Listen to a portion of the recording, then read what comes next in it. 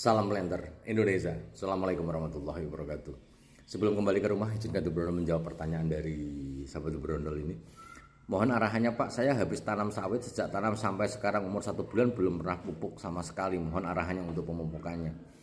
Maka ketika kita ngomongin tanaman kelapa sawit yang baru ditanam di lapangan atau 0 bulan ini, maka memang dari usia mulai masuk ke dalam lubang tanam yang harusnya mengandung pupuk lubang yaitu rock fosfat dan dolomit, setelah ditanam selesai ya memang tidak diapa-apain, tinggal kita rawat. Jika memang ada gejala yang lain-lain ya kita selesaikan, misalnya ada hama apa dia ada kumbang malam yang makan daunnya ataupun dia sudah mulai ada bercak daun dan sebagainya, baru kita antisipasi.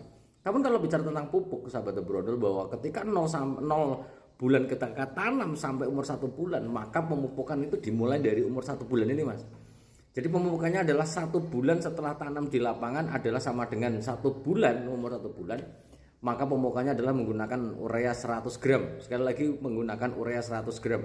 Dimana bahwa aturan main 100 gram ini dengan ketentuan bahwa yang pertama, tanaman masih umur 1 bulan itu normal atau tidak. Artinya bahwa dia stres atau tidak.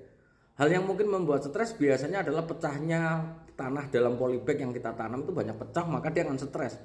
Tapi ketika dia 1 bulan setengah tanam, dia memang kondisinya segar, pucuknya segar, tidak ada yang mengering, maka gas 100 gram urea adalah hal yang aman sekali, Mas. Karena bahwa rekomendasi baik di perusahaan ataupun di PPKS sendiri bahwa umur 1 bulan setelah tanam di lapangan adalah pemupukannya menggunakan urea 100 gram. Setelah sehat tanamannya, maka kita langsung berpikir bagaimana cara memupuknya. Ketika kita melakukan pemupukan umur 1 bulan setelah tanam, maka jangan terlalu dekat. Ketika kita melakukan pemupukan, maka jarak yang tepat adalah 30 cm dari batangnya yang ditebar melingkar rata. Setiap partikel pupuk, setiap partikel urea ketemu dengan partikel tanah, maka semuanya aman.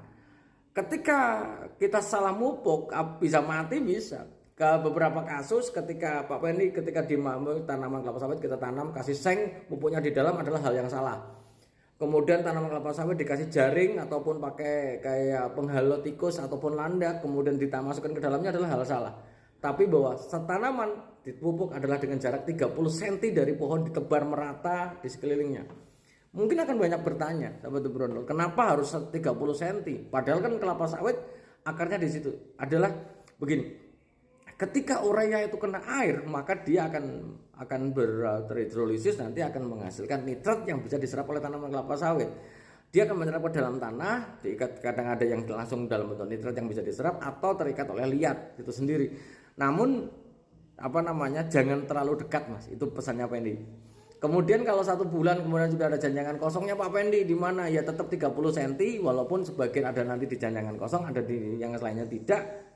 Di atas janjangan kosong, yang lainnya di tanah, ya nggak ada masalah. Sekali lagi tidak masalah. Namun aturan mainnya, 1 tanamannya sehat, 30 cm jaraknya, dan yang terakhir adalah wajib ada hujan, Mas.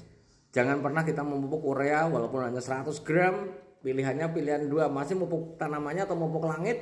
Ketika kita melakukan pemupukan urea CONH2 2 kali ini tanpa adanya air atau adanya hujan, maka urea yang ada CONH2 kali ini akan banyak menjadi NO2 akan menjadi nitrat akan menjadi nitrat banyak berubah menjadi amoniak yang nanti banyak menguap ke udara.